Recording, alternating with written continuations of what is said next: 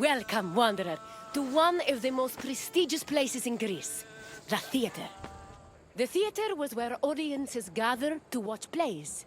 They were the highest form of art in Greece, and people saw theater as a symbol of complete harmony between the mortal world and the divine.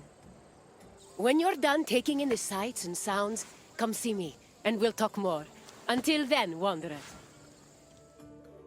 Theater is not just part of geek culture, but was a major part of Greek culture. In Athens, comedies and dramas originated from the dancing and singing performed by members of the cult of Dionysus. Between 536 and 533 BCE, theater's burgeoning importance in Athens was demonstrated when the responsibility of organizing tragedies was entrusted to the Archon, the highest-ranking magistrate in the city. From then on, theater grew rapidly in popularity, and soon, a permanent space for performing and watching plays was built on the slope of the Acropolis. During the 5th century BCE, theater became intertwined with Athens' democracy. It often functioned as an echo chamber for political ideas, and in some cases, it could even influence public opinion.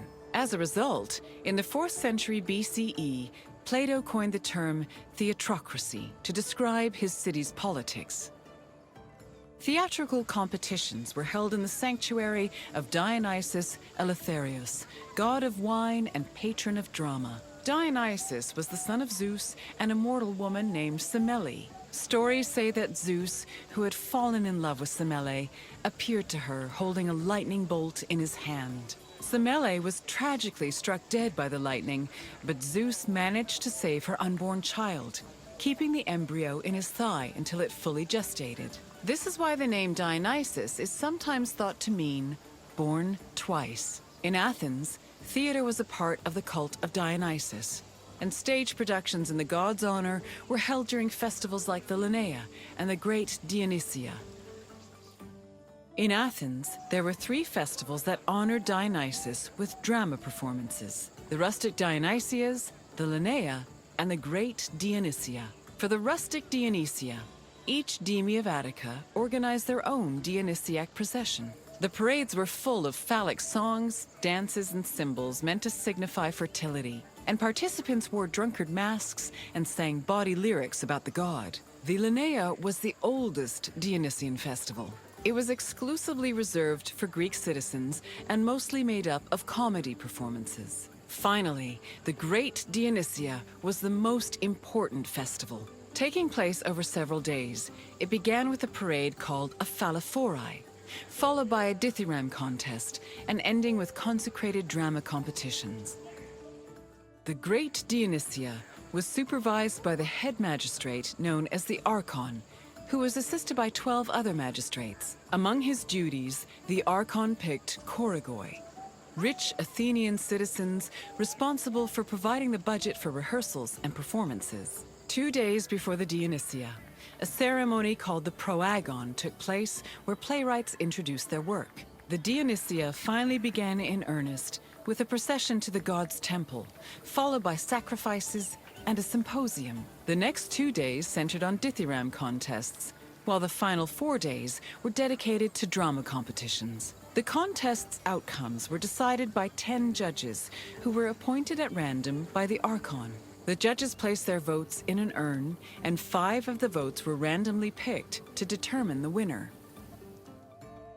All Athenian stage actors were male, regardless of whether they were playing men or women. Tragedies originally featured only 1 actor performing alongside a chorus, eventually reaching a maximum of 4. Adding more roles opened up the opportunity for dramatic dialogue. During performances, they prepared themselves in the skene, a building that served as a backstage area, before emerging onto the proskenion, or stage. The skene could be painted to represent backdrops like palaces, temples, and tombs. Its roof was reserved for appearances by the gods. These gods could be moved around with a crane called a mechane, which produced spectacular visual effects. On stage, actors wore masks and elaborate costumes. For tragedies, they were adorned with magnificent clothes. While for comedies, actors playing male characters wore hugely exaggerated phalluses, probably to maximize the laughs. The centerpiece of the theater was the orchestra, or dancing place. It was a large, circular area that hosted choral performances, religious rites, and, presumably, acting. Choruses were composed of men wearing masks and costumes. Any Athenian citizen could be choratai, as long as they were selected by the chorus director. Chorus members also served as the equivalent of a curtain, as their entrance and exit marked the beginning and end of the play. New costumes and masks were produced for the chorus for every new play, and they were often just as impressive and elaborate as the performances. For example, Aristophanes' comedies feature the chorus dressing as wasps, frogs, birds, clouds, and islands. One of his plays, The Knights, even had men riding other men dressed as horses. Athens' Theatron, or performance space, could seat up to 17,000 people, nearly a tenth of the population of Attica. Its excellent acoustics made it ideal for drama, but it was also sometimes used for political meetings and parades. The theater was accessible to everybody. This did not mean that seating was free, though. The first rows were normally where priests and public officials sat, while the central part of the auditorium was reserved for ambassadors and guests of honor. There is also evidence that men and women sat separately.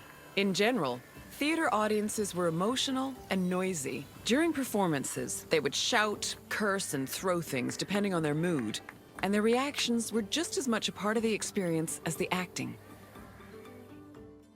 Hello again, Wanderer. I hope your visit was entertaining.